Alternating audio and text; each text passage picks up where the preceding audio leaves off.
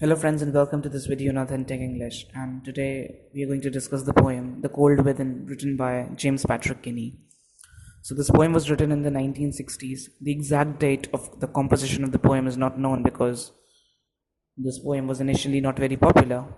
This poem became popular only, later when this poem was read out in churches and stuff, places like that.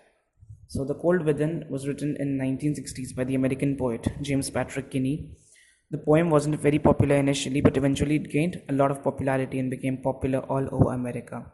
So only after a certain period of time this poem gained popularity and it became famous all over the United States of America. This poem can be called a parable, implying that it is a story with a moral lesson. So what this poem is all about is that it tells us a story, and that story also gives us a moral lesson that we need to follow. So this poem can be called a parable. Parable means a story with a moral lesson. So let's discuss what this poem is all about. Okay. First of all, there is something known as prejudice. Okay, you might have heard this term, prejudice and bigotry and discrimination. See, prejudice is when you decide to judge a person without having any clear knowledge or experience. For example, I'm just giving you an example. You belong to a particular religion and you start thinking that people who belong to other religion are not good. Okay, their religion is bad, so the people are also bad. So this can be an example of prejudice. Another example of prejudice can be that a person is white and he starts thinking that all people are bad. This can also be called bigotry. So bigotry and prejudice are related terms. Bigotry means that you think that people that do not hold views similar to yours, are bad people. They are not good enough.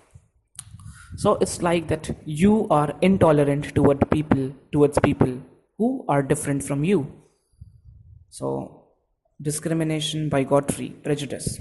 This is something that is highlighted in this poem. This is something that is the main theme of this poem. This is what is criticized in this poem, that we need to get away with our differences and the feelings of discrimination. We don't need to discriminate human beings because ultimately everybody is a human and everybody is made by God. So everybody is equal. If we start thinking that no, that person is poor, that person cannot be touched, that person is an untouchable, just talk about the Indian scenario.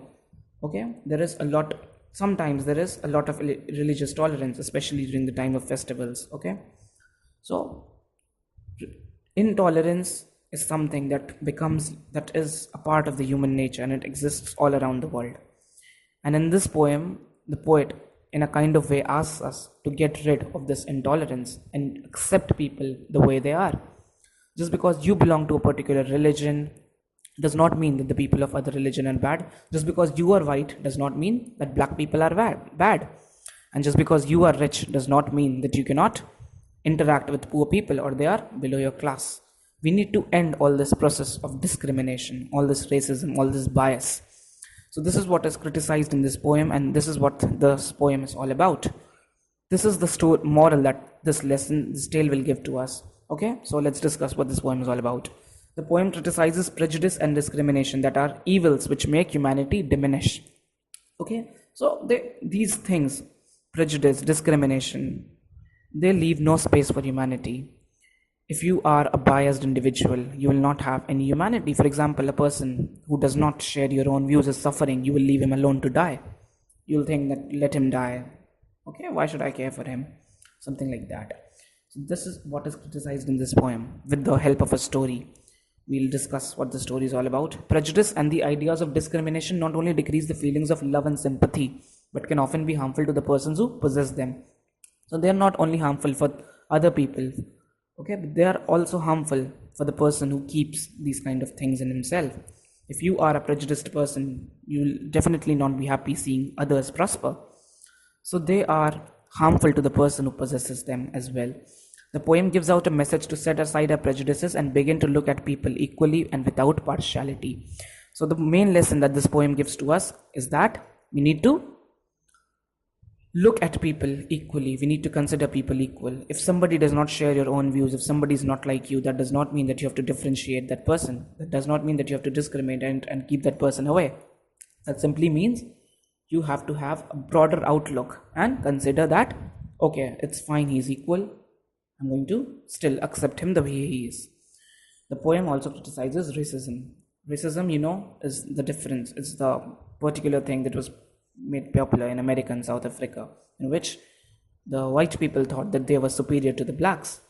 So, everything, all forms of discrimination and prejudice are criticized in this poem, written by James Patrick Kinney. And initially, this poem was considered true controversial because it attacked these kind of people. But later, it became very popular, and now you're reading this in schools. So let's begin with the discussion of this poem. Let me just tell you the brief story of the poem. In the poem, the poet presents a story where 6 men are trapped in a dreary situation on a bitter winter day.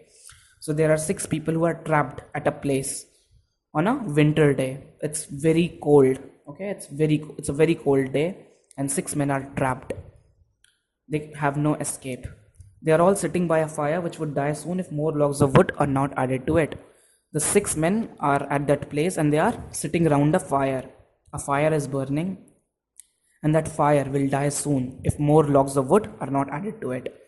So it's implied that if more logs of wood are not added, the 6 men will die due to cold. Although each of the 6 men have a log of wood each, none of them adds his log of wood to the fire because each nurtures prejudice in his heart and hence thinks why he should part with his log to save the other men.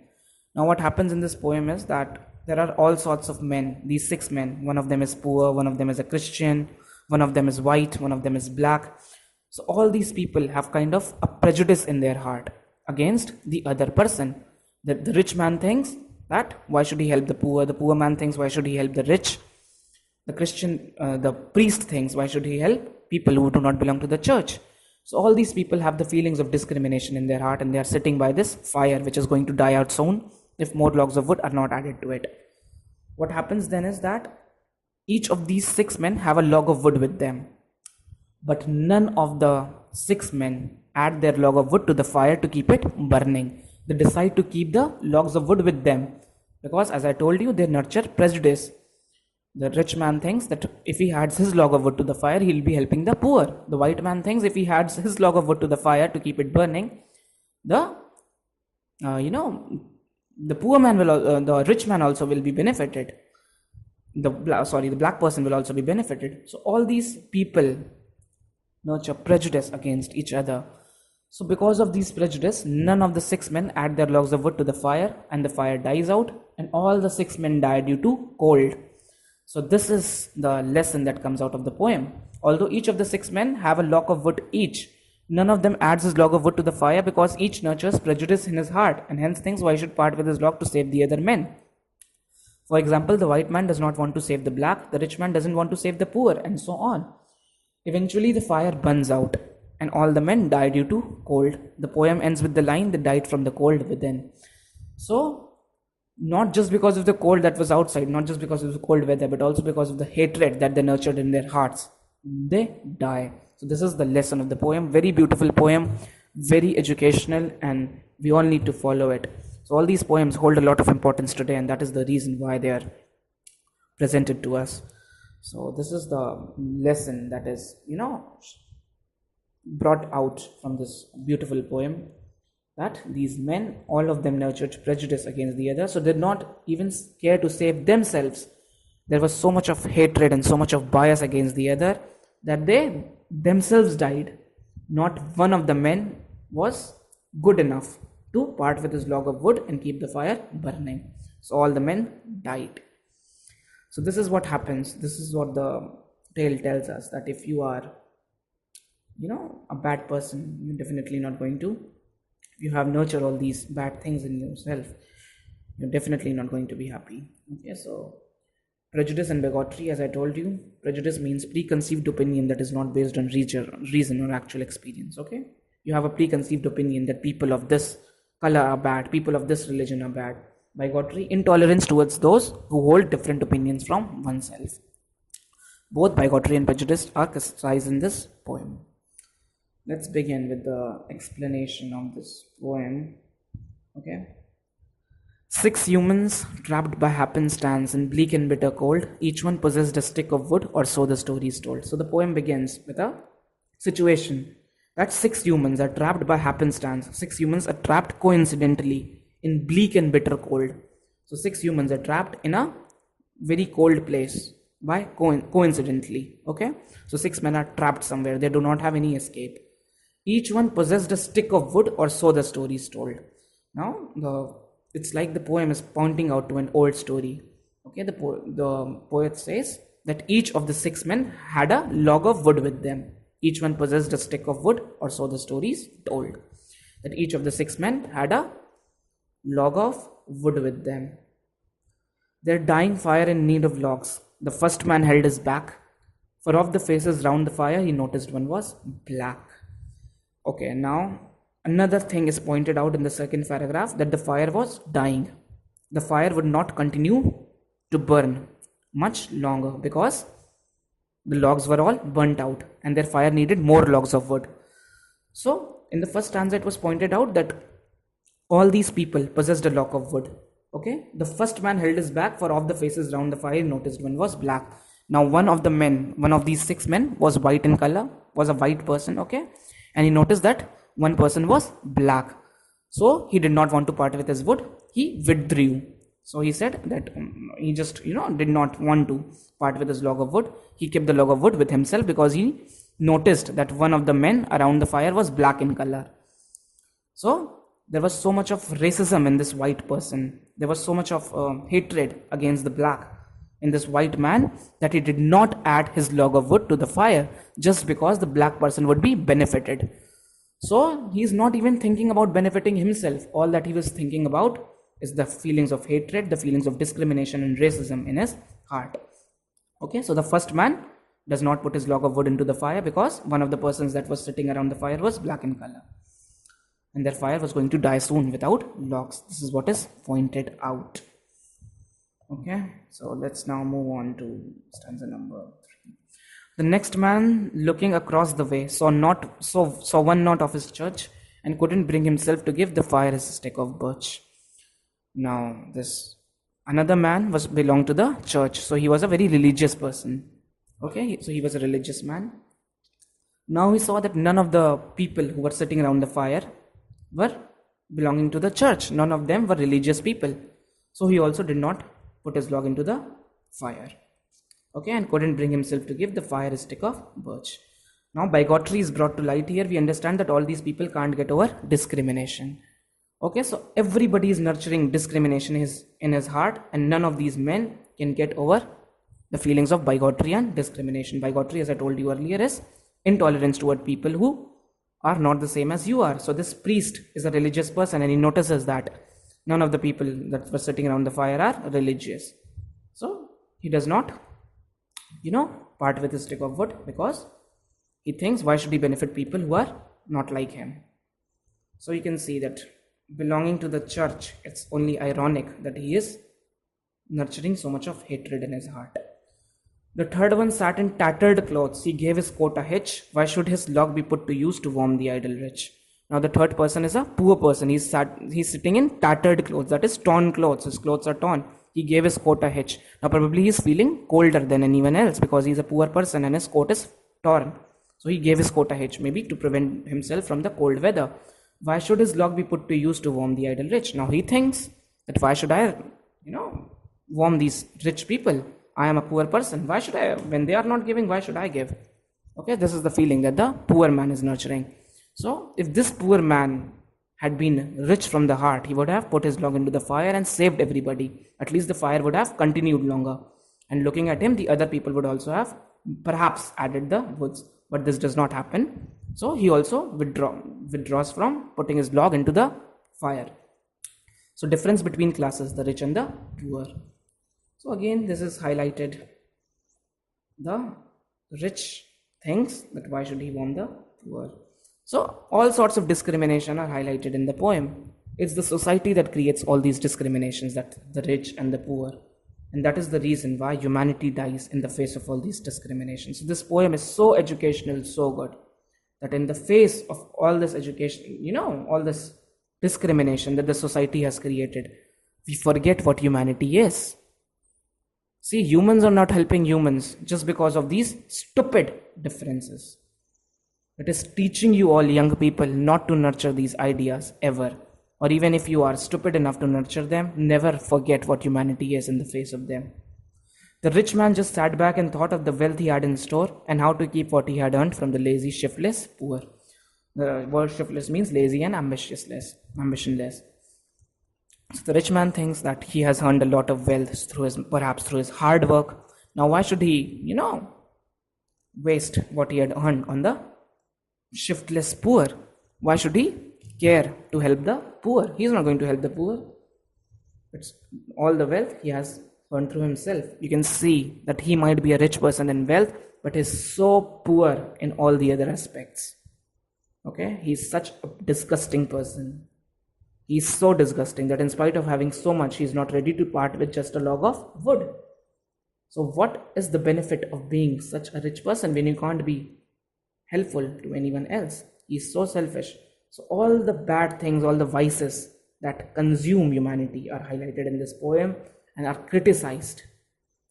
Okay. The black man's face bespoke revenge as the fire passed from his sight, for all he saw in his stick of wood was a chance to spite the white. And now the black person was full of revenge. Since the white people have discriminated so much against the black man was thinking, why should I put my log into the fire? He wanted to see the white person die.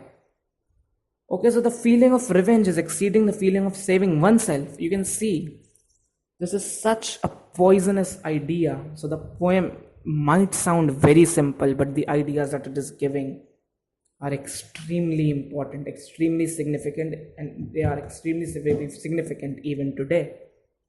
Okay, you can see that what kind of people these are. The black man was full of revenge. Okay, he wanted to see the white person die. Was a chance to spite the white, was a chance to see him fall. So this is what the black person is thinking. He was full of revenge because he has been discriminated. Okay, so revenge from the downtrodden is highlighted in the paragraph. So you can see that this poem clearly asks us not to give up humanity because of discrimination, bias, bigotry, and prejudice. The last man of this forlorn group did nothing except for gain, giving only to those who gave was how he played the game. And now the last man of this forlorn group, of this sad and hopeless group, you can look at the word forlorn. It means that the group is hopeless. It consists of hopeless people, people who are actually very disgusting. So the last man did nothing except for gain. He was a very business-minded, very profit-minded person. He only gave to those who gave to him. He only wanted profit. And if he parted with his log of wood, he saw no profit in it. He thought it was a complete loss. So he also withdrew from putting his log into the fire. So all the 6 men, one by one, had their reasons not to put their logs into the fire. And you can see their reasons were based on bias, prejudice, and all the feelings of hatred. Okay, none of these people who sat around the fire had a bit of humanity in them. Okay, they are ready to die themselves, but they want to seek revenge. This is what is going to happen in the last stanzas. Forlorn means sad and hopeless, and not means nothing. Now let's move on to the last stanza of the poem, in which the story is over and the poet gives us a lesson. Their logs held tight in death's still hands was proof of human sin, that they didn't die from the cold without, they died from the cold within. This gives me goosebumps reading this.